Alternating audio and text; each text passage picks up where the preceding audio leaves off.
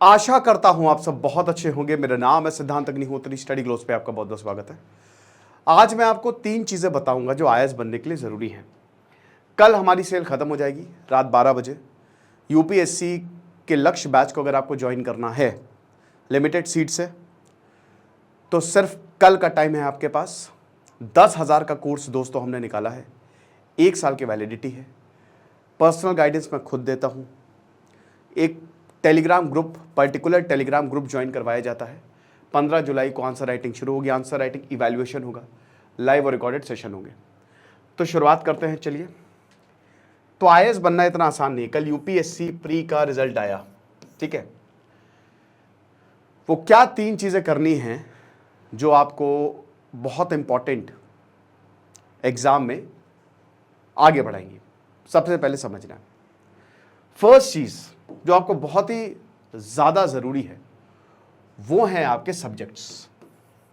देखिए, यूपीएससी जो एग्जाम होता है ना, एक चीज आपको ध्यान रखनी है। अच्छी राइटिंग में लिखूंगा, बहुत गंदी राइटिंग में लिखता हूं मैं, आज कोशिश करूंगा मैं अच्छी राइटिंग में लिखूं। एक चीज तो जो ये एग्जाम होता है ना, इसमें आपकी स्मार्ट स्टडी चलती है, राइट। स्मार्ट स्टडी चलती है। अब स्मार्ट स्टडी में इसका मतलब क्या है? स्मार्ट स्टडी का मतलब यह है कि आपको हर एक चीज नहीं पढ़नी है, ठीक है। आपको पीएचडी नहीं करनी है। जो आपको करना है वो आपको अपने सब्जेक्ट्स को बहुत ही वाइजली चूज करना है, ठीक है। तो कोशिश करें कि अगर आप यूपीएससी की तैयारी कर रहे हैं तो अगर आपको आईएएस बनना है, एक तो दिल से आना चाहिए आईएएस बनना। फर्स्ट दिन किसी ने कह दिया, किसी को दे के नहीं। तो अगर आपको आईएएस बनना है तो एक तो आप कोशिश करें कि जल्द से जल्द तैयारी शुरू कर दें। जैसे अगर आप ग्रेजुएशन कर रहे हैं तो ग्रेजुएशन में शुरू कर दें, ठीक है। अगर आप 11th-12th में, तो तब से शुरू कर दें, थोड़ा थोड़ा पढ़ने लगे। अब यूपीएससी 2 में डिवाइडेड है। एक है स्टैटिक पोर्शन, जो आपको पढ़ना ही पढ़ना है। स्टैटिक सबसे पहले पूरा करें, क्योंकि करंट अफेयर्स चेंज होते रहते हैं। तो स्टैटिक पोर्शन पूरा कर ले। अब भाई कॉन्स्टिट्यूशन तो वही रहेगा, हिस्ट्री तो वही रहेगी, ज्योग्राफी तो वही रहेगी। तो ये पोर्शन अपना तैयार करते रहे। अब यूपीएससी का जो पेपर होता है वो GS paper 1, 2, 3, 4, GS paper 4 ethics होता है। सब्जेक्ट से मेरा मतलब क्या है? देखिए, जीएस पेपर 1, 2, 3 में तो वही रटे रटाए मार्क्स आएंगे, राइट। जीएस पेपर 1 होता है art and culture, history, geography, यही मोटा मोटा सब्जेक्ट होते हैं।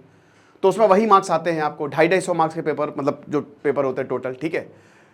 अब आपका ये जो जीएस पेपर 2 होता है उसमें भी वही पॉलिटी और आईआर, मेन जो होता है पॉलिटी, गवर्नेंस, आईआर, ये कंस्टिट्यूट करता है। GS paper 3 economics, environment, science and tech, ये होता है। तो इसमें रटे रटाए मार्क्स ही आते हैं। मतलब बहुत, अगर आप इन सबकी नॉलेज होनी चाहिए, क्योंकि करंट अफेयर्स में काम आएगी। पेपर ऐसे ही बनता है कि करंट अफेयर्स से आपको स्टैटिक एक्सप्लेन करना पड़ेगा। लेकिन जो मेन सब्जेक्ट्स होते हैं ना, आपको फोकस किस पे करना है? सबसे पहले ऑप्शनल पे, ठीक है। Okay, optional is very very important. Optional क्या चूज करें? ऑप्शनल कोशिश करें कि जो आपका, जैसे हमने पीएसआईआर का ऑप्शनल निकाला, हिस्ट्री का ऑप्शनल निकाला था, अब तो बंद कर दिया, बट पीएसआईआर आप ले सकते हैं। तो ऑप्शनल में जो आपका ग्रेजुएशन में सब्जेक्ट था वही ले। अब अगर साइंस था तो फिर थोड़ा सा आप देखिए, आर्ट्स में तो फ्लेक्सिबिलिटी है, बट साइंस में आप तभी ले जब आप पूरी श्योरिटी हो। ग्रेजुएशन में जैसे मान लीजिए आपके पास सोशियोलॉजी था, हिस्ट्री था, तो आप ऑलरेडी वो सब्जेक्ट पढ़ चुके हैं, तो ऑप्शनल में आपको हेल्प करेगा, वो एक एडेड एडवांटेज हो जाता है। बट साइंस के सब्जेक्ट्स में आपको सतर्कता बरतनी है, क्योंकि यही ऑप्शनल आपकी मेरिट बनाएगा। उसके बाद आप दूसरा आता है एसे, ठीक है। Essay writing is very important. Again, essay और ऑप्शनल ये दोनों मिलके आपकी मेरिट बनाएंगे। 2 पेपर, 2 एसे आपको लिखने होते हैं, इस पे आपको फोकस करना है। और अगला एथिक्स। ये 3 subject are super duper important. हमने ऋषि सर जो एसडीएम है, एथिक्स पे बहुत ज्यादा फोकस किया है हमने। इन तीनों पे तो करते ही हैं। ऐसे राइटिंग तो जो हमारे सर कराते हैं उनका नाम तो हम नहीं बता सकते, लेकिन इस बार जो सिलेक्शन हुए, जो टॉपर्स हैं यूपीएससी के, वो उनके स्टूडेंट रहे हैं, ठीक है। तो ऐसे राइटिंग वो कराते हैं। तो बात इतनी सी है कि इन 3 सब्जेक्ट्स पे आपको बहुत ज्यादा फोकस करना है। अगली चीज, सेकंड, आंसर राइटिंग। देखिए, एक आंसर राइटिंग एक ऐसा सब्जेक्ट, एक ऐसी चीज है ना, इसी से ही आपकी मेरिट बनेगी। ओके, आंसर राइटिंग आपको करनी ही करनी है। आंसर राइटिंग आप बचपन से करते आए हो, डरिए नहीं इससे। फर्स्ट क्लास से आप आंसर लिखते आए हो, तो डरने की पहली बात जरूरत है। बहुत लोग डर जाते हैं कि आंसर राइटिंग कैसे करेंगे। भाई यही करते आए हो तुम आज तक। कभी तुमने क्या टिक मार्क वाले क्वेश्चन कभी देखे? नहीं देखे हैं, वो तुमने ग्रेजुएशन के बाद ही देखे होंगे। यही तो होता है ना कि तुम्हारा सब्जेक्ट होता है, उसके क्वेश्चन पूछते तुम आंसर राइटिंग करते हो, तो डरने की जरूरत नहीं है। ये भी वैसा ही है, सेम है।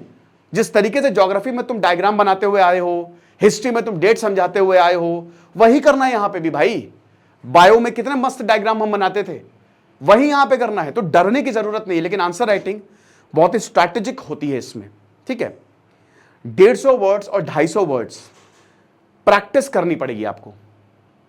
कॉलेज और यहां की आंसर राइटिंग काफी डिफरेंट है। सिंपल इज दैट, आप 150 वर्ड्स में और 250 वर्ड्स में, जैसे हम जिस तरीके से, अच्छा हम अपनी जैसे वेबसाइट पे studyglose.com पे जो डेली करंट अफेयर्स देते हैं, एडिटोरियल्स देते हैं, वो कैसे देते हैं? वो ऐसे ही देते हैं। अभी मैं करंट अफेयर्स की सीरीज शुरू करने वाला हूं, वो इसी तरीके से देते हैं कि आंसर राइटिंग के फॉर्म में। तो answer writing is very important, कि आपको प्रैक्टिस करनी है कि आप अपनी बातें उन 150 वर्ड्स 250 वर्ड्स में कह पा रहे हो कि नहीं, ठीक है। यह आपको प्रैक्टिस करनी पड़ेगी। अब कैसे आंसर राइटिंग की जाए, बड़ी बात यह है। अभी आंसर राइटिंग हम 15 जुलाई से शुरू करेंगे, आंसर राइटिंग पे ही फोकस करेंगे, क्योंकि प्री तो ठीक है, मेन आंसर राइटिंग है, सबसे main answer writing. Mains is very important, क्योंकि आपका 80% पेपर मेंस है, समझ रहे हो, और वही आपकी मेरिट बनाएगा। और मेंस में आंसर राइटिंग है।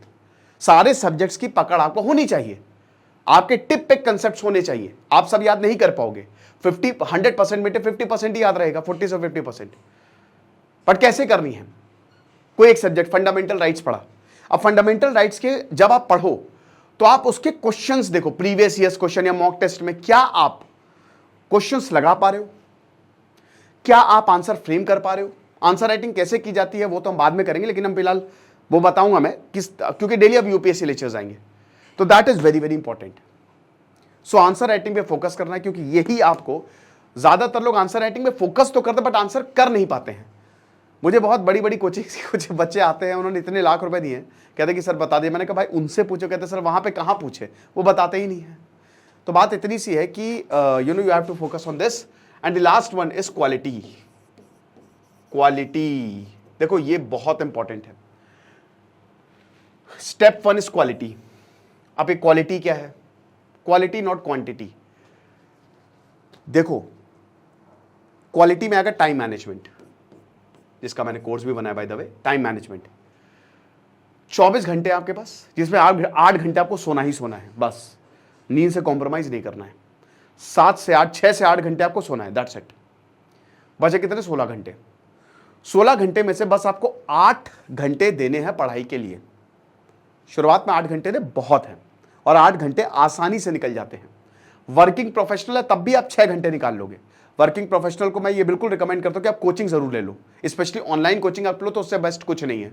वर्किंग प्रोफेशनल के लिए ही ऑनलाइन कोचिंग होती है, ठीक है। तो आप 8 घंटे पढ़ सकते हो और 8 घंटे आप बाकी चीजों पर रखो। 8 घंटे में से 1 घंटे आप डेली रिवीजन पर रखो, बचे 7 घंटे। बाद में धीमे धीमे आप इसको 10 से 11 घंटे तक ले जाओ, वो भी हर वक्त मत पढ़ो। देखो क्वालिटी, मेरा कहने का मतलब ये है कि क्यों ऐसा होता है कि लोगों का सिलेक्शन इतने सालों सालों तक नहीं होता। क्यों ऐसा होता है कि एक लड़का कल का आया लौंडा 1 साल में यूपीएससी निकाल लेता है, और पीएचडी करे हुए महानुभाव को 8 साल लग जाते हैं, यूपीएससी नहीं निकलता। पता है क्या? क्वालिटी। आप पढ़ तो रहे हो, लेकिन क्या पहली बात आप एग्जाम के हिसाब से पढ़ रहे हो? दूसरी बात, क्या आप आंसर राइटिंग कर पा रहे हो? क्या आप क्वेश्चंस के जवाब दे पा रहे हो? एंड तीसरी बात, रट रहे हो कि पढ़ रहे हो? जबरदस्ती तो नहीं पढ़ रहे हो, बोझ लेके तो नहीं पढ़ रहे हो।